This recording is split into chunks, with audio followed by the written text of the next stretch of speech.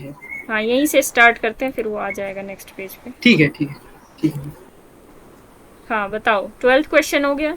12th question हमने कल discuss कर ही लिया हाँ था। मैम, इसमें बस 12 हार्मेशन क्वेश्चन और हो गया। स्क्यू हार्मेशन बचा था। कुछ कंफर्म करना चाहते हो? इसमें पूछा गया था हार्मेशन और स्क्यू हार्मेशन। अच्छा, ये पूछा था कि हाँ मैम। जो सेट ऑफ हार्मेशन मैट्रिसेस हैं वो ओवर आर या ओवर सी किसके ऊपर बनाएंगी सबस्पेस? एंट्रीज कॉम्प्लेक्स हैं। हार्मेशन मैट्रिक्स के सेट को एच से डिनोट कर लेते हैं अपनी मर्जी से। ठीक है। सी ओवर आर बनाएगा या सी ओवर सी बनाएगा या दोनों बनाएंगे? क्या निकाला था न्यानेश का? तो आंसर मैंने श्योर देखा था, सी ओवर आर श्योर पे आ रहा बनाएगा। लेकिन हूँ। आपने उसको वैसे किया था न्यानेश, अच्छी बात है, लेकिन आप एग्जाम्पल भी ले सकते थे। अब आपको पता चल गया है कि सी ओवर सी नहीं बनाएगा, तो एग्जाम्पल भी इजीली सोचा जा सकता है। Yes ma'am. कोई बता सकता है एग्जाम्पल?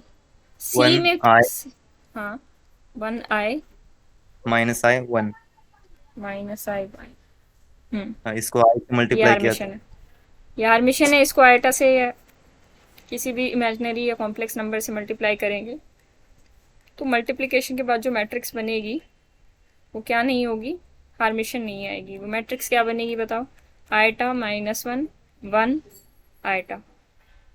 अब ये जो मैट्रिक्स बनी है, पहली बात तो इसकी ये जो एंट्रीज हैं ये क्या आ रही हैं? प्योरली इमेजिनरी आ रही हैं। ठीक है, यहाँ से हमें साफ साफ ही दिख रहा है कि ये हार्मिशन नहीं आएगी। आप इसका थीटा निकाल के चेक कर सकते हो, इसका थीटा इसके बराबर नहीं आएगा। ठीक है, not equal to this matrix. तो ठीक है, 12th हमारा हो गया था कंप्लीट। किसी को अगर कहीं डाउट रह जाता है तो बीच में पूछ लो। 13th हो गया। मैम 13th हो गया। 12 और 13 में तो एक ही मतलब उसमें भी जो होगा इसमें भी वही होगा मैम। मतलब हम्म जो उसका डायमेंशन होगा और जो उसका बेसिस बेसिस होगा, सेम होगा। तो मैम 12 और 13 में सेम होगा। हम्म अच्छा, और सिमेट्रिक 14 में मैट्रिक्स। हाँ, एक मिनट, सिमेट्रिक मैट्रिक्स का क्या निकाला था बेसिस आपने? यहाँ पे एंट्री सेम आती है, जैसे कि यहाँ पे कुछ भी रखा है सिमेट्रिक में, ए बी सी डी, पहले तो इस तरीके की आएंगी। मान लो 4x4 की मैट्रिक्स है और यहाँ पे कुछ भी रखा होगा, मान लो एल एल यहाँ पे होगा, एम एम यहाँ पे होगा, ठीक है, के यहाँ पे होगा। ठीक है, इस तरीके की एंट्रीज। तो एक बार ए को लेके चलोगे, फिर एल को लेके चलोगे, ए को लेके चलोगे, तो अंदर क्या बचेगा? केवल ए को, तो 1, और तो बाकी सभी एंट्रीज 0 बनेंगी। A11 पोजीशन में 1 होगा सिर्फ ए वन ओनली, वन पोजिशन पे 1 होगा और बाकी सभी एंट्री 0 आएंगी। 0 और आएंगे। जब एल को कॉमन लोगे तो क्या होगा? तब ए दोनों वन टू पोजीशन में 1 आएगा। ए वन टू A21 पोजिशन पे, और 12। हाँ, 2 1 और 1 2 पोजिशन पे 1 आएगा, बाकी सभी पोजिशन पे 0 आएगा। तो इस तरीके का इसका बेसिस आप बना सकते हैं। ठीक है।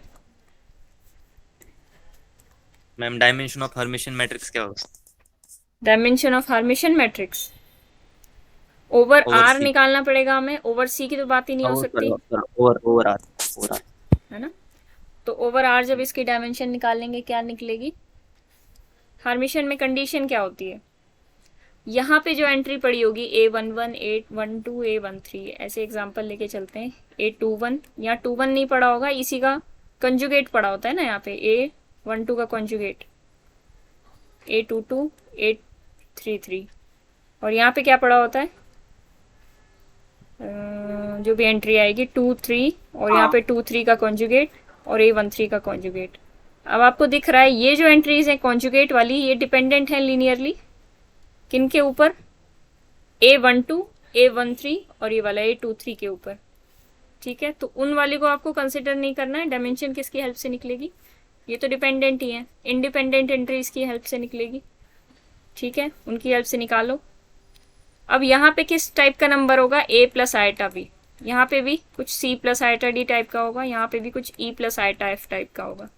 लेकिन जो डायगनल पे पड़ी एंट्रीज होंगी, अच्छा ये तो डायगनल की एंट्री है, सॉरी, ये जो A11 A22 और A33 वाली एंट्रीज हैं, ये डायगनल पे पड़ी एंट्रीज हैं, ये क्या होंगी? प्योरली रियल होंगी। अच्छा वैसे हमें सी ओवर सी निकालना है ना, सी ओवर आर निकालना है, तो हमें रियल नंबर्स की हेल्प से चेक करना होगा। तो यहाँ पे जो भी एंट्री पड़ी होगी रियल होगी, A22 पे भी रियल, A33 पे भी रियल। तो ये एंट्रीज कितनी होंगी, हमें सिर्फ काउंट करनी है, कौन सी होंगी क्या होंगी उससे मतलब नहीं है। हमें n एंट्रीज मिलेंगी यहाँ से डायगनल से, यस मैम। और ये नीचे वाला तो हमारा किसी काम का नहीं है, डिपेंडेंट है। ठीक है, अब ऊपर आते हैं। अब ऊपर कितनी एंट्रीज पड़ी होंगी, C प्लस आईटा डी टाइप की, E प्लस आईटा F, हाँ और ये मैम, मतलब दो दो करके होगा मैम। दो दो करके होंगे, तो 2 टाइम्स ऑफ, एक वन और एक आयोटा।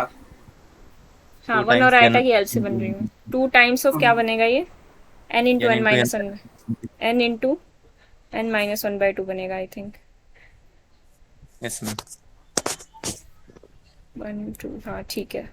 यहाँ से काउंट करने लगोगे, यहाँ पे 1 आएगी, 1 टाइम्स 2, और यहाँ पे 2 एंट्रीज हैं उनका 2 टाइम्स आएगा। ठीक है, तो 1 प्लस 2 यानी 2 times of n into n minus 1/2, ये वो एंट्रीज होंगी, और बाकी जो डायगनल में पड़ी हैं वो एंट्रीज ये होंगी। ठीक है, तो ये क्या बन जाएगा, n square minus n plus n, तो ये तो n स्क्वायर ही बन गया।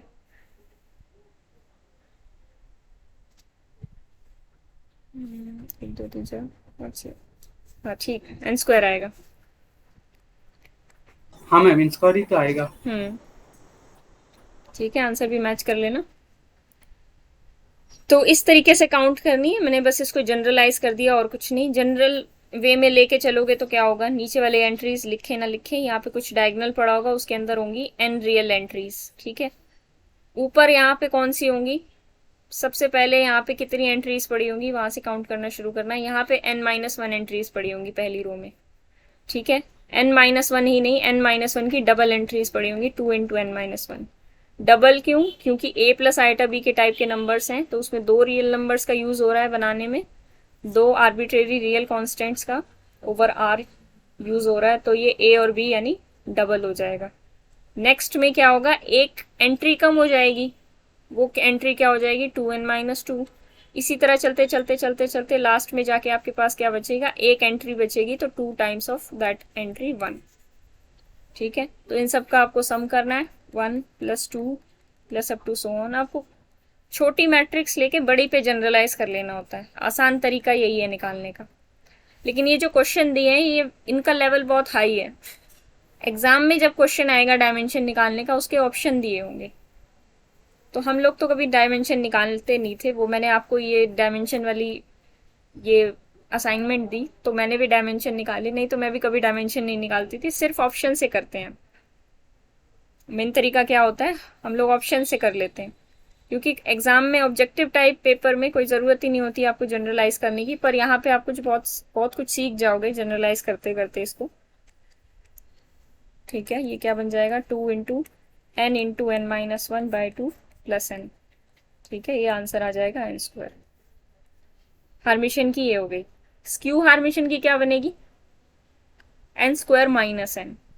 समझ रहे हो कैसे, नहीं ठीक है, n स्क्वायर ही बनेगी, मैं गलती से उसकी वो मान ली थी। हाँ मैम, क्यू में भी तो क्योंकि वही होगा मैम। उसके अंदर स्क्यू हार्मिशन के अंदर डायगोनल क्या होगा, एलिमेंट तो रहेगा मैम। डायगोनल एलिमेंट्स क्या होंगे, इसके अंदर कुछ इमेजिनरी पड़ा होगा या 0 पड़े होंगे। ठीक है, तो मतलब एक ही आर्बिट्रेरी कांस्टेंट आएगा। ये किस टाइप के होंगे, आइटा एक्स टाइप के होंगे, जहाँ पे एक्स कोई ना कोई रियल नंबर होगा, तो सारे आइटा एक्स टाइप के होंगे, तो कितने हो जाएंगे, टोटल एन हो जाएंगे। तो हार्मिशन के देखो या स्क्यू हार्मिशन के देखो, दोनों ही एन स्क्वायर आएंगे। ठीक है, कहाँ आ गए हम, हाँ 14 का ये भी हो गया। बेसिस निकाल लोगे अब आप, बेसिस निकालना हाँ तो मैम। आसानी है। मैम 14 में जब अगर मैम फील्ड रियल दिया होगा, हाँ, मतलब दिया हुआ है, और एंट्रीज जो है वो कॉम्प्लेक्स है, वही तो हुआ है मैम। तो उसको मैम मैम जब हम 13 और मतलब 12 में जो किया है मैम, उसका डबल हो जाएगा बेसिस और डायमेंशन। मैं ठीक कर रहा हूँ ना 13 में मैम? जो किया है, हाँ हाँ देखा होगा आपने, सब में करके सबका हाँ डबल ही हो रहा है। हाँ मैम।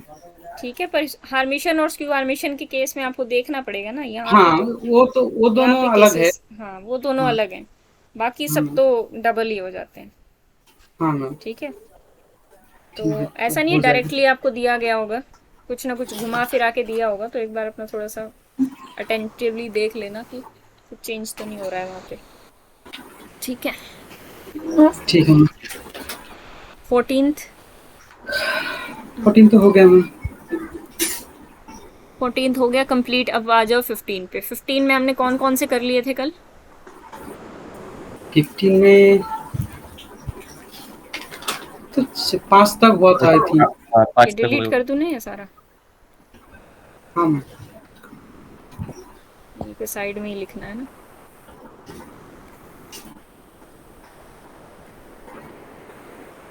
पांच तक हो गया था, उसके बाद करते हैं।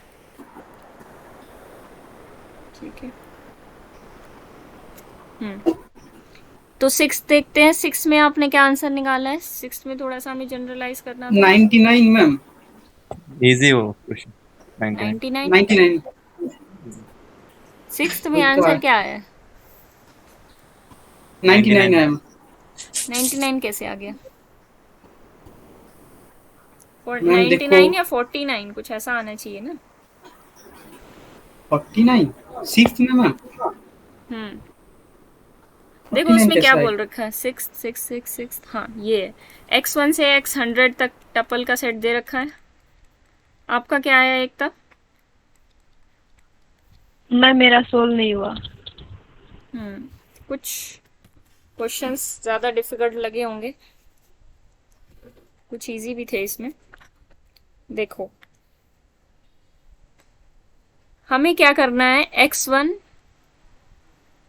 अच्छा अच्छा, ठीक है ठीक है ठीक है, इन्होंने मुझे लगा ये कंडीशन दे रखी है, मैं इसको ये पढ़ रही थी। लो मैं ऐसी गलती कर रही हूँ, ये कंडीशन कुछ ऐसे समझ रही थी मैं कंडीशन को। तो इसमें क्या है, एकता देखो x1 plus x2 plus up to x99 तक कुछ भी दे रखी हो कंडीशन, आप ये देखो टोटल 100 हो सकती है डायमेंशन, उसमें से हमें क्या माइनस करना है? वन कंडीशन दे रखी है, केवल एक वन कंडीशन है। यहां से क्या होगा, एक x1 आप बाकी सभी x3 x5 up to so on x99 के टर्म्स में निकाल लोगे तो एक वेरिएबल क्या आ जाएगा, डिपेंडेंट, और बाकी 99 क्या आ जाएंगे, इंडिपेंडेंट। तो x2 से लेकर x100 तक मान लो कि सभी इंडिपेंडेंट हैं, तो ये कितने हो गए इंडिपेंडेंट? इंडिपेंडेंट कितने हो गए, 99 हो गए, तो 99 आंसर आ गया। एक मिनट रुकना, मैं एक बार आंसर की साथ साथ लेके चलती हूँ। अगला बताओ, सेवंथ का क्या निकाला? 98 मैम। सेवंथ में 98 कैसे निकाल दिया? 50 आया मैडम। 50 आया है, हाँ ठीक है। ओ ये तो इक्वल टू द ना। Oh sorry sorry sorry sorry ma'am, मैंने दोनों ही प्लस देख लिया। तो ये तो होगा मतलब 51 से 100 तो x1 से 50। लेकर, पहले तो ये देख लो कितनी कंडीशंस हैं, आसानी से पता चल सकता है नंबर ऑफ कंडीशंस का। x1 से लेकर x50 तक ये सारे बराबर हैं ना, तो कंडीशंस भी नहीं देखनी तो दूसरा तरीका देख लो। देखो क्या है, 1 से लेकर 50 तक, x1 से लेकर x50 तक कुछ रखे होंगे यहाँ पे नंबर्स, x51 से लेकर x100 तक रखे हैं। ये 50 कुछ नहीं है, सारे बराबर हैं, तो इन 50 को केवल एक वेरिएबल मान के चलो।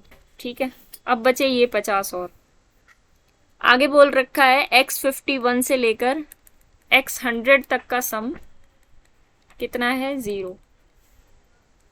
ठीक है, तो इनमें से कोई एक बाकी सबके लीनियर कॉम्बिनेशन में लिखा जा सकता है, यानी x51 की अगर वैल्यू निकालना चाहें तो वो 52 से लेकर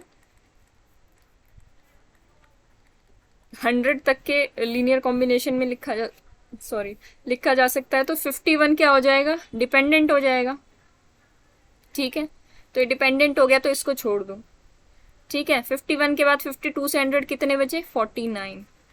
तो ये 52 से 100 तक कितने हो गए, 49। देखो डिपेंडेंट किसी को भी किया जा सकता है, मैंने यहाँ 51 को डिपेंडेंट कर दिया, चाहे आप 100 वाले को कर लो, चाहे 77 वाले को कर लो, आपकी मर्जी है।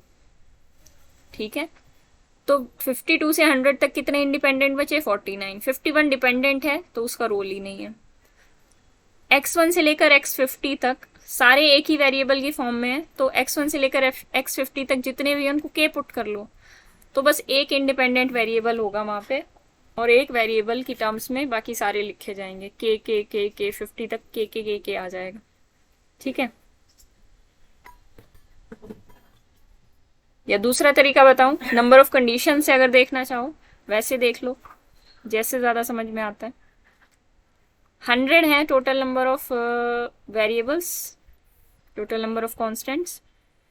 तो अब यहाँ पे क्या करना है आपको, इसमें से नंबर ऑफ कंडीशंस माइनस करनी है। एक तो दे रखी है उन्होंने लास्ट वाली, कौन सी वाली, ये वाली, x51 से x100 तक का सम ये है।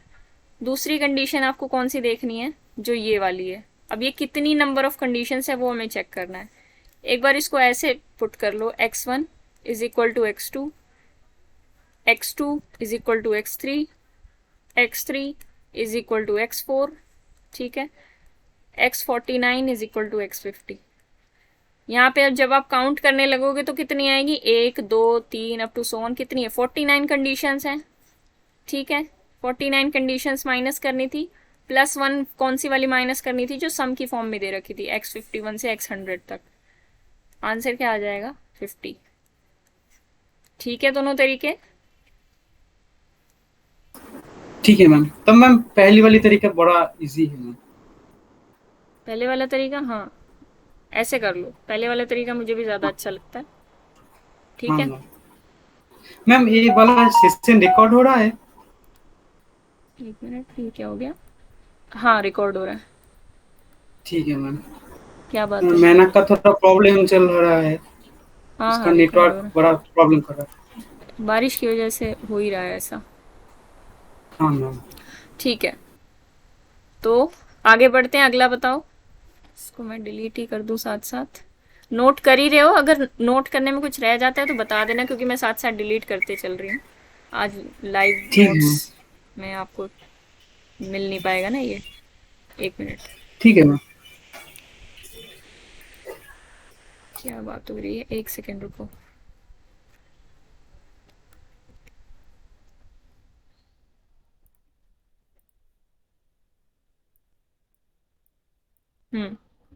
अब बताओ, कौन सा था, कौन सा, 8। 8 सिंपल ही लग रहा है मुझे तो। Yes ma'am. हाँ मैम, 8 तो n-1, ठीक है ना दिनेश? यस, n-1 ही आएगा। n-1 आएगा क्योंकि एक कंडीशन दे रखी है। ये भगवान, इस टाइम परेशान हूँ, क्या क्या हो रहा है। ठीक है, अब ठीक है, आ गया वापस, डिलीट हो गई थी फोटो। हाँ, तो 8 हो रहा है, ठीक है, एक कंडीशन है तो n-1, ठीक है। 9th दिख रहा है ना आप लोगों को, इतना बड़ा काफी है ना। 9th वाला हाँ नहीं मैम, समझा। 9 9th वाला, मेरा हो गया मैम। हाँ आंसर क्या 9 निकाला। हुआ n minus box of n/3 + 1। कैसे सोचा, मैम आंसर वो देख तो के सोचा। आंसर मैंने को दिखा नहीं मैम, अच्छा, तो आंसर आंसर तो दिया हुआ ठीक है है, क्या? मैम इसके आंसर आंसर ठीक है। से नहीं है इसके। नहीं नहीं नहीं है इसके आंसर, पीडीएफ मैंने डाला है ना ड्राइव में, कल फोटो भी, स्क्रीनशॉट भी खींच के भेजा था आपको ड्राइव में, जहाँ जहाँ फोल्डर ऐड किया है वो पाथ देख लिया करो कहाँ पे फोल्डर है। इसीलिए मैंने कल फोटो भेज दी थी, दोनों, जो बुक ऐड की थी और जो ये ऐड किया था, उसमें आंसर दे रखा है पीडीएफ में। ठीक है, एक बार दोबारा जाके देखना, प्रैक्टिस सेट वाले लीनियर अलजेब्रा के फोल्डर में, फुल बैच में जाओगे, फिर प्रैक्टिस सेट में जाओगे,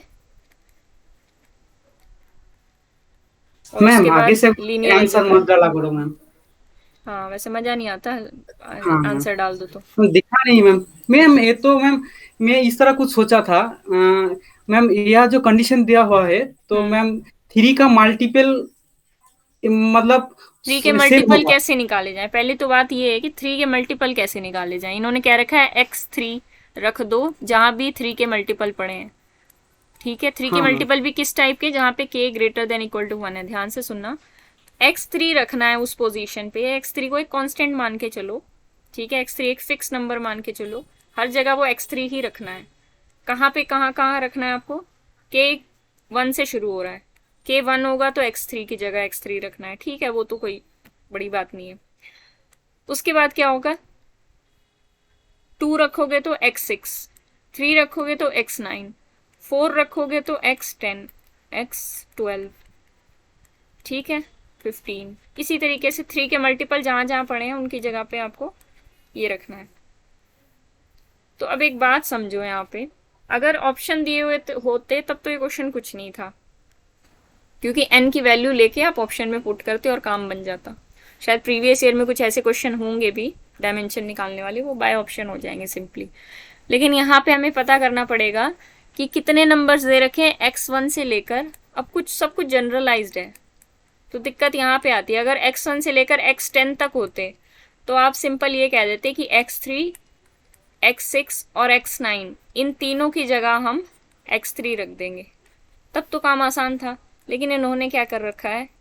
xn दे रखा है। अब xn यानी n नंबर्स हैं, तो उसमें 3 के मल्टीपल्स कौन कौन सी, देखो नंबरिंग कर रखी है इनकी, x1 x2 xn, इसमें से 3 के मल्टीपल कौन कौन से होंगे ये पता करना है हमें। तो 3 के मल्टीपल निकालने के लिए हम क्या करते हैं? अगर 1 से लेकर n तक कुछ नंबर्स दे रखे हैं, इसमें 3 के मल्टीपल्स अगर हमें पता करने हैं तो क्या करना होगा? टोटल नंबर्स को कॉन्जिक्यूटिव होने चाहिए, ये बात ध्यान रखना। 1 से लेकर n तक कॉन्जिक्यूटिव होने चाहिए, लगातार नंबर्स होने चाहिए। n को 3 से डिवाइड कर दो और उसका ग्रेटेस्ट इंटीजर निकाल दो ना अगर, तो यहाँ पे numbers that are divisible by 3 या मल्टीपल ऑफ 3 वो निकल आते हैं। तो मान लो अगर यहाँ पे n की वैल्यू होती 7, तो क्या होता है? x1 x2 up to x7।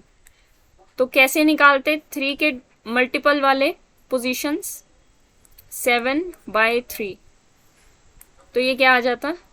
2 आ जाता आंसर। ग्रेटेस्ट इंटीजर ऑफ 7/3 क्या आएगा? Greatest integer of 2 point something, जो भी आएगा, ठीक है, 2.66 आएगा, जो भी आएगा।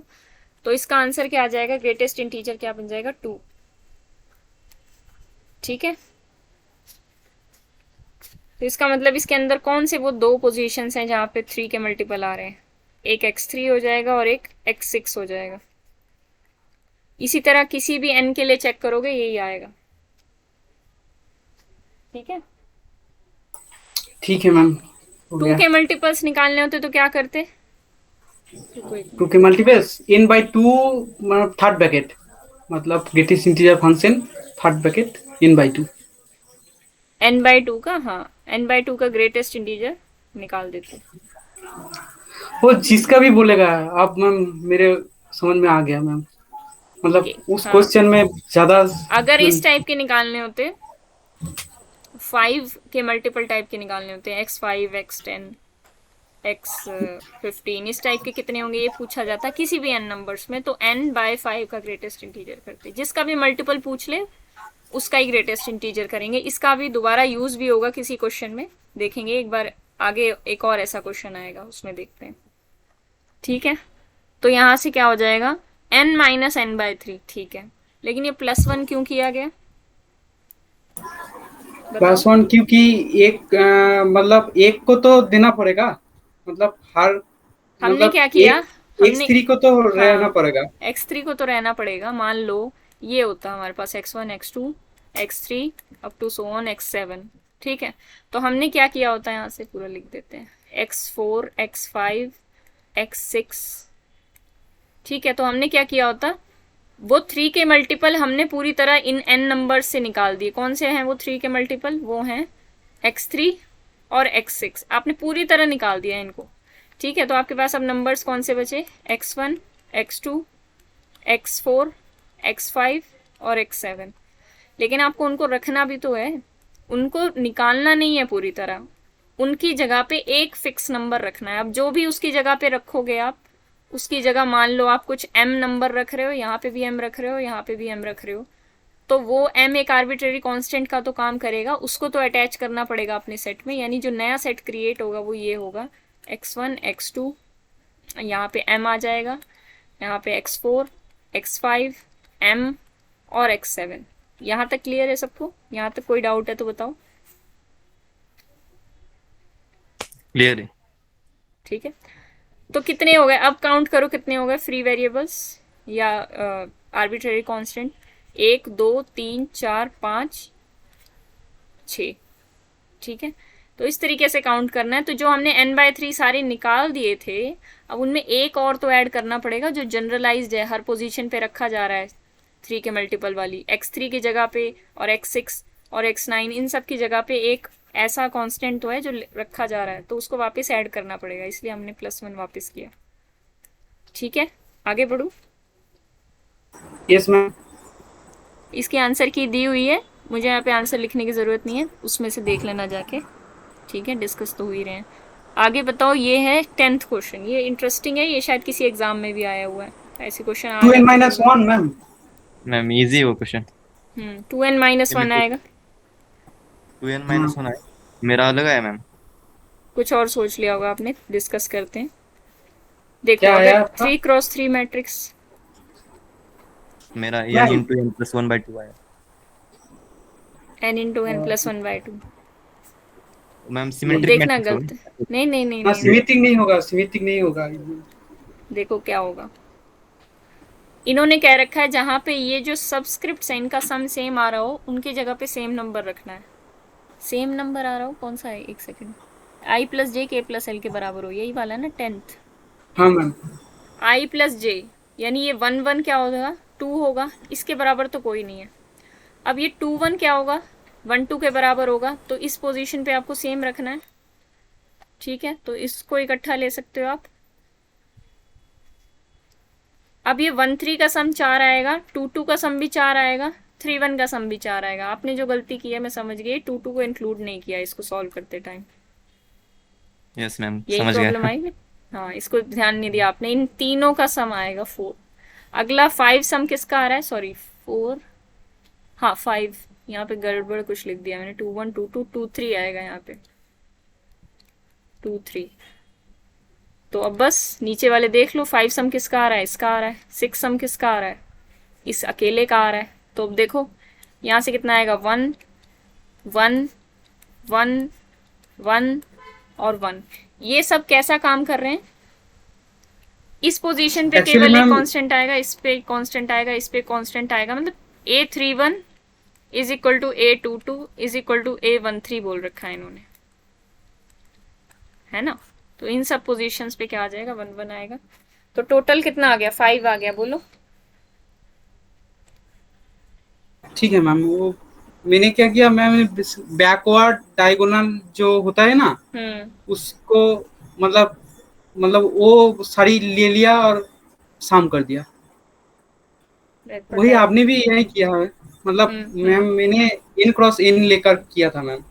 n×n लेंगे तब हमें फॉर्मूले का पता चलेगा ना, ये तो मैंने आपको समझाने के लिए किया। फॉर्मूला कैसे निकलेगा, एक डायगोनल होगा। देखो डायगोनल में कितनी एंट्रीज होती हैं, n एंट्रीज होती है, n×n मैट्रिक्स का डायगोनल है, उसके अंदर कितनी एंट्रीज होंगी। यहाँ से शुरुआत करते हैं, A11 होगा, फिर A21 और A12 होगा। ठीक है, यहाँ पे कितनी आ रही है, एक एंट्री आ रही है, यहाँ पे एक और आएगी। डायगोनल तक जाते जाते कितनी आ जाएंगी, मतलब डायगोनल में कितनी एंट्रीज आएंगी, ये पहले 1 होगी, फिर 2 होगी, फिर डायगोनल पे आके कितना होगा, n होगा। ठीक है, तो इसको एक काउंट करना है, A11 को एक काउंट करना है, ये A21 और A12 को भी एक काउंट करना है। तो इनको एक एक काउंट करते करते कितने नंबर्स को ऐड करा आपने डायगोनल तक जाते जाते, 1 + 1 प्लस कितने टाइम्स है 1, n टाइम्स 1 किया ऐड। ठीक है, अब इस डायगोनल के नीचे कितने बचे, फिर नीचे उल्टा से शुरू करो, 1 2 up to so on n-1 तक। ठीक है, n-1 इसके नीचे पड़ी हुई है एंट्रीज, तो हमें कितनों को सम करना है, 1 को कितनी बार ऐड करना है, n-1 टाइम्स। इसको मैं अलग से लिख देती हूँ। फिर आपको किसको ऐड करना है, 1 को ही ऐड करना है, और कितनी टाइम्स ऐड करना है, n-1 टाइम्स।